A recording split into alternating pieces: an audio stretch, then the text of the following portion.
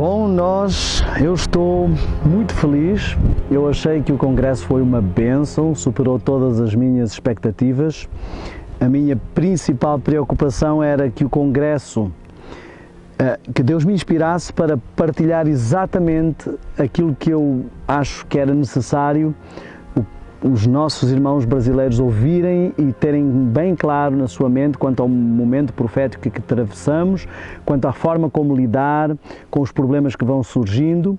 E acho que também foi muito importante porque ficou clara a tónica de que o Congresso MV é realmente um apoio à Igreja e não uma oposição à Igreja, que está querendo destacar as coisas que são importantes e que fazem parte da identidade adventista e não as coisas ou os problemas da Igreja só por uma questão de crítica. E isso acho que ficou claro. Reconhecemos que temos problemas para resolver, mas somos nós a Igreja, especialmente com o conceito de que existe apostasia na Igreja, mas não da Igreja. Uma das coisas que mais me impressionou foi o espírito de irmandade entre as pessoas e eu acho que ficou assim uma tónica, toda a gente com muita saudade quando foi o momento de despedida e uma nostalgia ao voltar para casa. Nós ainda estamos um pouco tontos com essa nostalgia porque ainda sentimos que parece que não queríamos que acabasse. Foi o que eu senti. Eu estou muito grata a Deus porque eu vi que o impacto espiritual foi muito forte. Eu fiquei muito feliz, muito grata a Deus por vários testemunhos que vieram ao encontro. Tive a alegria de poder orar com muita gente, poder partilhar a palavra de Deus em momentos até pessoais com algumas pessoas. E fiquei muito feliz de ver como as pessoas estão sedentas e estavam felizes de estar saciando essa sede. Então eu acho que o Congresso foi uma bênção muito grande para poder alcançar essas pessoas, esses irmãos nossos que estavam desejosos de ter essa oportunidade de se encontrar entre vários irmãos de vários lugares que estavam com o mesmo objetivo. Então eu acho que foi muito rico, foi muito abençoado. Eu fiquei muito, muito feliz com muitos dos testemunhos que vieram ao encontro e como Deus está realmente tocando e levantando a sua igreja. Esse povo que realmente quer a vinda de Jesus o mais breve possível. Eu creio que foi uma injeção de ânimo para as pessoas, para sentirem que, sim, independentemente das turbulências que estão a acontecer, ainda Deus está a operar no seu povo e o seu povo está a preparar-se para essa questão. E eu vi as pessoas saírem num espírito muito positivo, o feedback, as respostas, as mensagens estão a chover com as pessoas dando os seus testemunhos. Temos testemunhos impressionantes de como as pessoas se sentiram positivamente influenciadas pelo Congresso e eu espero que elas agora levem esta injeção de ânimo a todo o Brasil, num espírito de humildade, não de que somos os melhores porque viemos aqui, mas de motivar todos para que este sentimento, conduzido pelo Senhor, se alastre por todo o país, por toda a obra mundial até na Igreja.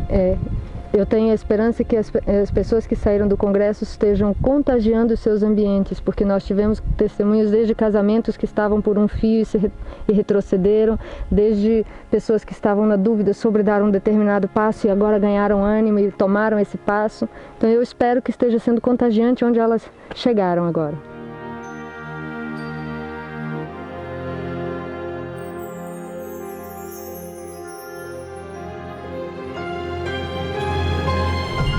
Eu creio que há duas coisas que têm que se manter bem claras, nós e os outros, e não no sentido de separatismo, não somos nós os bons aqui e eles os maus lá, mas nós e os outros no cenário em que isso pode estar a afetar. Primeiro ponto, cada um deve analisar-se a si mesmo e ver onde eu posso estar a falhar. Será que eu tive sempre o espírito certo? Será que eu, apesar de estar desanimado, triste, gemendo pelas coisas que estão a acontecer, que estão a atacar a nossa igreja, que estão a atacar até o mundo em geral, será que eu soube sempre reagir da forma correta no Espírito de Cristo? Será que não houve um momento em que eu tivesse falhado? Se há isso, então devemos buscar com humildade reparar esse erro. Não há ninguém que se oponha a sentir-se amado. Então, se nós demonstrarmos realmente esse amor, as pessoas, se nós estivermos dispostos a suportar, mesmo quando nos retribuem asperamente ao nosso amor, então as pessoas serão alcançadas mais tarde ou mais cedo por esse amor. O segundo lado a ser analisado é onde os outros podem realmente estar a falhar e onde isso pode até estar a sair dos parâmetros. Então, às vezes acontece de a forma como se está a lidar com o membro ser também incorreta.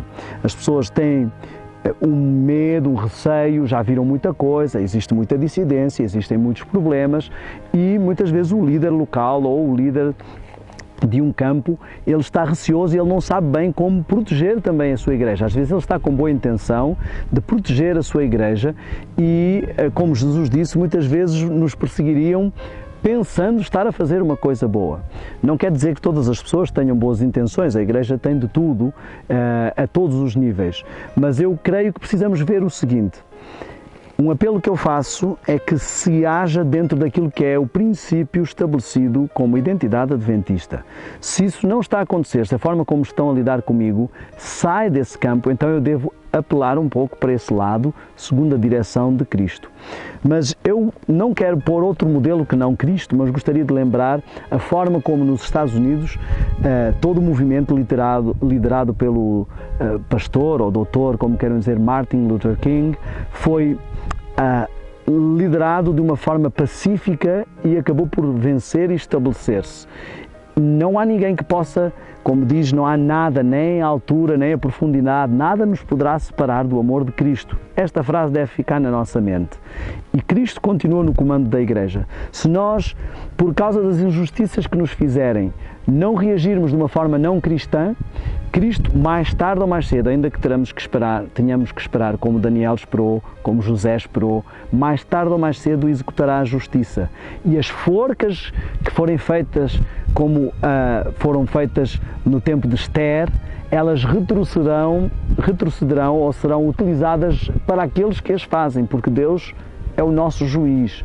Então, eu creio que estas pessoas devem manter a serenidade, certificar-se de que elas fazem tudo da forma correta e deixar o resto, que Deus é quem faz a justiça e quem é o nosso defensor. Outros serão levantados pelo Senhor até para nos defender. A minha recomendação é que sejam mansos e humildes como Cristo, como Daniel mencionou, e que conheçam o seu manual. Um dos grandes problemas da nossa igreja como um corpo é que o membro não conhece o seu manual, não conhece os seus direitos e deveres. Então eles, quando são encurralados e pressionados com determinadas coisas, eles não sabem como se defender. Então conheçam os seus manuais, conheçam quais são os seus direitos e deveres dentro desta igreja, e se houver algum ato de injustiça, apelem a instâncias superiores. A igreja não para na sua direção de igreja local, e não para na sua associação, não para na sua união. Você, se está sendo alvo de injustiça mediante o seu próprio manual, mediante a sua própria igreja, recorra a instâncias superiores. Esse é o corpo de Cristo, e Cristo não deixará que tudo aconteça como os homens queiram. Ele tem o seu poder sobre ela. Nós vemos que isso não é novo. Cristo passou pelas mesmas dificuldades. A grande ameaça que se fazia no tempo de Jesus é: se você seguir a Cristo, você será arriscado da sinagoga, cortado da sinagoga. Que naquele caso ainda era bem pior do que ter um problema na igreja hoje por injustiça. Naquele caso, ser arriscado da sinagoga significava ser quase banido da conjuntura social, e as pessoas tinham medo.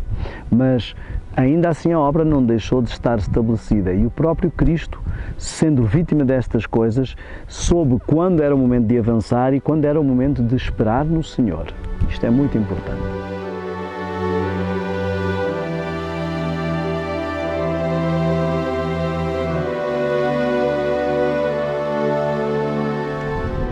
Vários aspectos a ponderar aqui. O primeiro é que o progresso de santificação é uma questão pessoal e é um trabalho de uma vida. Às vezes as pessoas se frustram porque não conseguem, com a conversão, alcançar toda a transformação que desejariam que o Senhor alcançasse nelas. Há que haver paciência. Quando estamos em plena santificação, ainda que não plenamente transformados, estamos cobertos pela graça de Cristo e estamos salvos. Mas o Senhor nos diz e nos chama a dar mais. Aquele que faz só a sua obrigação, ele diz que não fez nada mais do que o seu dever. O servo deve ir um pouco mais, um pouco além, deve estar disposto a andar a segunda milha. Então, o Senhor tem uma bênção especial e um desafio especial, um incentivo especial para aqueles que quiserem fazer com Ele um trabalho especial. E o que se passa é o seguinte: além do ritmo de santificação pessoal, existe o trabalho de santificação de Cristo com a sua Igreja. E nós temos que fazer parte de um todo. Vou dar exemplos. Cristo vai trabalhando um amadurecimento pessoal dos membros para chegar a um amadurecimento da Igreja a ponto de derramar a chuva seródia. O próprio Espírito de Profecia nos diz que ela será derramada sobre algumas pessoas e outras mesmo ao lado não se aperceberão. Porquê? Porque não trabalharam com Cristo o amadurecimento do seu grão a ponto de estar pronto para receber a chuva. Ora, o que é que acontece com isto? Se eu tenho uma colheita, uma plantação e tenho muito grão maduro, eu preciso que chova. Se demorar muito tempo a chover, quando chover o meu grão está perdido. Por outro lado, se chover porque esse grão está pronto e eu tiver outros grãos que não estão maduros, eles também estão perdidos. Então, o nosso Deus tem que lidar com estas duas realidades. Isto são imagens, ilustrações que são apresentadas pela Bíblia e pelo Espírito de Profecia. Ele quer esperar para que todos cheguem ao arrependimento, cheguem à maturidade que é necessária para receber a chuva seródia, mas ele diz a Bíblia que se não fossem encurtados esses tempos, nenhuma carne se salvaria. Se porventura, quando o Senhor vier, achará fé na terra. Ou seja, se o Senhor esperar por todos, este grão que já está maduro vai apodrecer, porque ele já precisaria da chuva. Então, as pessoas que não fizerem o processo e não acompanharem o processo geral da Igreja, refiro-me às pessoas da Igreja, porque os outros ainda não têm conhecimento, vão avançar no seguinte: nós vamos ter um amadurecimento do apelo do Espírito Santo à Igreja Adventista e um amadurecimento das pessoas que respondem a esse apelo e vão crescendo em graça, crescendo em santidade pela operação de Deus. Aqueles que vão recebendo um amadurecimento da mensagem, mas que não vão amadurecendo em resposta, estarão amadurecendo em resistência ao Espírito Santo. Ao chegar a um ponto de clímax de maturidade do grão, de maturidade de desenvoltura espiritual pelo trabalho do Senhor em cada membro e na sua Igreja, o Senhor agraciará a sua Igreja com o refrigério, porque eles foram atendendo passo a passo à luz que lhes foi dada. Ora, os que vão resistindo passo a passo à luz que lhes é dada e não vão avançando, vão chegar a um ponto de maturidade, se é que se pode utilizar esta expressão, de rejeição do Espírito Santo. Logo, elas não estão recebendo a chuva seródia porque rejeitaram o trabalho de Cristo com a sua Igreja. E logo, elas estarão constituindo quase que um pecado contra o Espírito Santo e perdendo-se. As outras que estão fora ainda têm a hipótese, porque elas vão receber a mensagem pela primeira vez, mas aquele que já recebeu luz, resistiu, ficará em trevas. E essas pessoas não terão a força necessária para avançar para as lutas que vêm e por isso se perderão. Não poderão fazer parte desse grupo, não porque seja um grupo especial ou porque sejam melhores que os outros, mas porque eles têm um privilégio especial e vão passar por uma experiência especial com Cristo. Isso é um privilégio em si, mas porque elas não foram acompanhando. Um soldado tem que acompanhar um treinamento militar. Quando chega o general e vai fazer uma seleção, ou quando chega um treinador e vai fazer uma seleção de equipa, não é no momento da seleção que eu vou tomar providências para fazer parte dessa seleção. Eu tenho que ter acompanhado todo um trabalho que o treinador ou que o general teve com o seu soldado para que eu possa ser usado pelo Senhor nessa missão. Se eu não estou preparado, não poderei. É importante compreender também que não deve cair em desânimo todo aquele que está fazendo a sua parte, porque Deus tem conhecimento da capacidade de cada um e Ele completa aquilo que não está ao nosso alcance fazer. Está escrito no Espírito de Profecia que Deus não faz aquilo que é nosso papel fazer, mas certamente Ele completa aquilo que não está ao nosso alcance. Então, que muitos não tenham condições de suportar aquilo que também o Espírito de Profecia descreve, que será o tempo do fim e que os 144 mil estarão passando, esses Deus também levará ao sono e não quer dizer que estejam perdidos. Então, nós temos que compreender que há muitas coisas que estão fora da nossa compreensão para que nós não tenhamos que mexer em coisas que não devemos. A salvação é algo que não nos pertence. Então Deus deixa isso em aberto no sentido em que nós façamos o que está ao nosso alcance. Ellen White tem um texto muito claro em Maranata que diz que devemos buscar com todas as nossas forças, buscar a Deus para que façamos parte dos 144 mil, porque esse povo vai passar, esse grupo vai passar por algo tremendo na história dessa terra.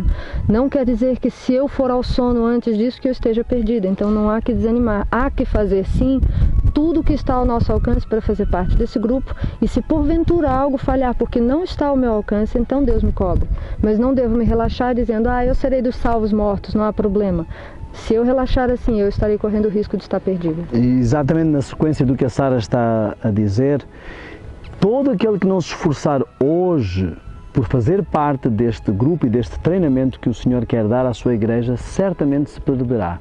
E muitos não irão ao sono, serão deixados pelo Senhor a enfrentar essas provas e, como diz o Espírito de Profecia, achados sem proteção no tempo da angústia. Isso. Então não podemos encostar-nos dizendo, se eu não fizer parte desse grupo eu vou morrer e estarei salvo. Não, só irá morrer e estar salvo pela graça do Senhor aquele que foi como o ladrão da cruz até onde podia, mas chegou a um momento em que não tinha mais como avançar, porque esses o Senhor sabe que se forem levados para o céu, continuarão sempre dispostos a submeter-se ao Senhor e a crescer infinitamente.